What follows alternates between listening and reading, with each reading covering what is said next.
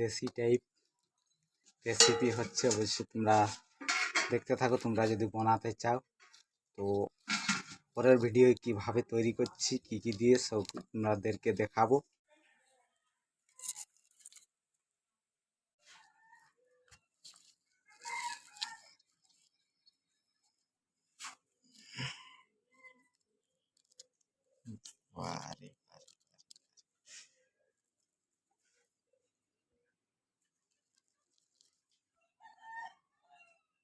দেখো দিহাতের এরকমভাবে আমরা তৈরি করি, খাই। আর তোমরা যদি এরকমভাবে তৈরি করতে চাও তো কমেন্ট করি জানাবে। আর যদি ভিডিওটা